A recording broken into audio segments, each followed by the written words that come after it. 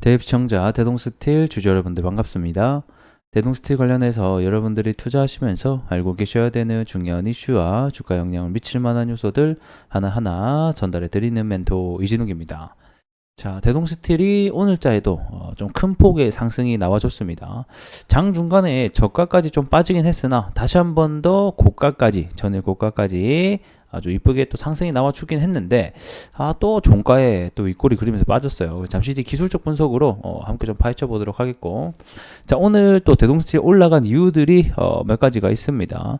아무래도 지금 현재 시장에서 주목을 받고 있는 이 포항 영일만 관련된 석유 채취 관련주들이 들끓고 있는 상황이죠. 그래서 이와 관련된 오늘 또 이야기들 그리고 이슈들 하나하나 여러분들과 재밌게 나눠보도록 하겠습니다. 자, 영상 길게 끄지 않고 핵심만 딱딱 짚어서 재밌게 얘기해 볼 테니 집중하시면서 가보도록 할게요. 자, 일단 대동스틸의 오늘 상승 이유를 말씀드리기 전에 왜 관련주로 엮여 있는지부터 함께 알아보도록 하겠습니다. 우리 대동스틸은 이 포스코의 열연 지정 판매 지점 중 하나입니다. 그래서 뭐 열연이라던가 강판, 스캘프 관련된 철강 제품들을 판매를 하고 있는 회사 중에 하나죠. 제가 이 종목을 설명드리면서 계속 했던 말들이 이 석유나 가스를 채취할 때 뭐가 들어간다 했죠? 열연이랑 다양한 철강 제품들이 사용이 된다. 그래서 추후에 얼마든지 부각을 받을 수 있다 라고 또 설명을 드렸었는데, 오늘자 관련된 이슈가 부각이 됐죠. 결국에는 시추를 하면서 동시에 시추공을 보호하기 위해서 외곽에 강간을 설치해야 된다. 그리고 이런 시멘트와 암석 파이프를 붙여주는 시멘트도 사용이 된다. 뭐 이런 이슈들 때문에 오늘 강간 관련주들이 큰 상승이 나오게 됐고요. 그뿐만 아니라 이 철강 관련주들도 대부분 큰 상승이 나오게 됐었다라고 보시면 될 것 같은데, 그래서 오늘 상승의 주요 그 시간대를 보게 되면 원래 오전까지는 하락을 했었단 말이에요. 근데 갑자기 장 12시 이제 그 액트 고문단이 방문을 하고 나서 이런 이슈와 내용들이 퍼지게 되면서 12시부터 주가가 큰 상승으로 나오게 됐습니다. 그래서 기존에는 이 뭐 한국 석유라던가 그 다음에 뭐 대성에너지 뭐 이런 애들 있죠.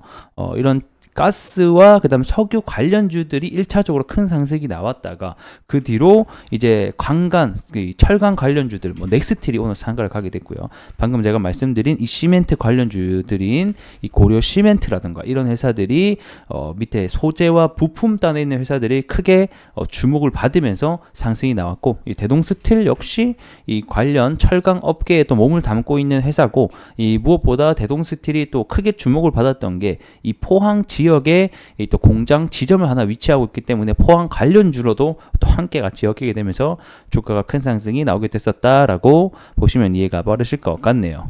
자, 그러면 이제 이슈로 넘어가서 함께 보도록 할게요. 이번 동해 석유 매장을 분석을 한 이 액트지오 측이 오늘자 우리 한국을 방문을 해서 기자회견을 가졌었죠. 기존에 한 11시쯤에 기자회견이 예견되어 있었는데 이게 조금 늦춰지면서 한 11시 반, 12시쯤에 시작을 해서 1시간가량 정도 진행을 했습니다. 그래서 이제 해당 인물이 이제 그 액트지오라는 회사의 대표 고문으로 현재 지금 나서고 있는 상황이고, 이 사람이 왜 도대체 한국을 이렇게 빠르게 방문을 했냐. 그래서 굉장히 이게 말이 많았어요.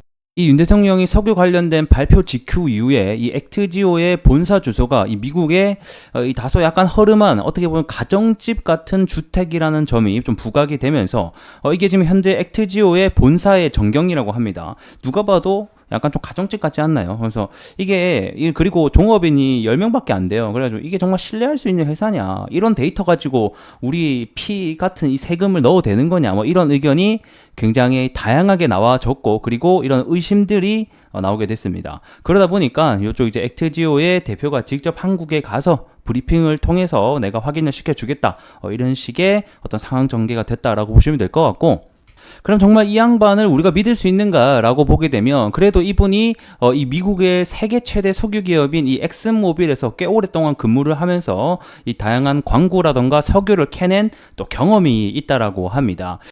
그리고 무엇보다 우리 정부도 바보가 아니잖아요. 어떻게 한 회사의 자문만을 믿고 그렇게 뭐 큰 금액을 투자할 수가 없다 보니까 이 회사 말뿐만 아니라 뭐 미국의 뭐 연구원이라던가 우리나라 한국지질자원연구원 등등등 해서 다양한 기관의 의뢰를 거치고, 그리고 과학적으로 이 판단한 근거가 종합적으로 굉장히 확률이 높다, 석유가 있다라고 판결이 어느 정도 난 걸로 현재 보여지고 있습니다.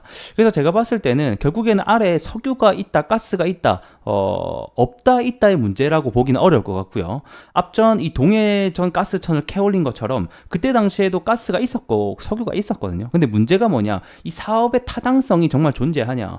우리가 몇 천억씩을 넣어가지고 그만큼의 비용이 뽑아낼 수 있느냐? 결국 이게 저는 주요 관점이라고 보고 있거든요. 그래서 동해 지역이 제가 앞전에도 설명드렸듯이 계속해서 석유와 가스가 나는 또 지역이기도 했었고, 그리고 지금 확률상도 굉장히 높다라고 하니까 가스와 석유는 있는 것으로 판단이 되나 그 안에 사업성이 정말 존재가 하는가, 이게 결국에는 최고의 문제가 되지 않을까, 좀 이런 생각이 듭니다. 자, 차트로 돌아와서 이제 마무리해 보도록 하겠습니다.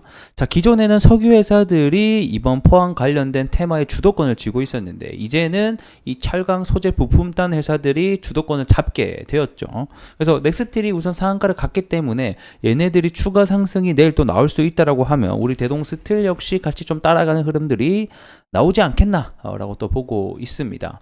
제가 올해 이번 주 초에 요게 이슈가 처음 나왔을 때부터 뭐라고 말씀드렸냐면, 이번 주까지는 변동성이 계속 확대가 될 거다라고 또 설명을 드렸었죠. 그리고 또 이 액트지오 그 관련된 대표 정식 기자회견이 6월 7일 금요일일 겁니다. 요날 또 예견이 되어 있거든요. 그렇기 때문에 이어 관련된 종목들이 또 오늘처럼 변동성을 키울 수 있지 않을까, 단기적인 어떤 모멘텀 재료로 가져주지 않을까, 이런 또 생각을 하게 됩니다. 그래서 일단은 6월 7일 날 또 한 차례 더 기자회견이 예정되어 있는 만큼 일단은 금요일까지 또 어떻게 될지 우리가 지켜봐야 될 것 같습니다.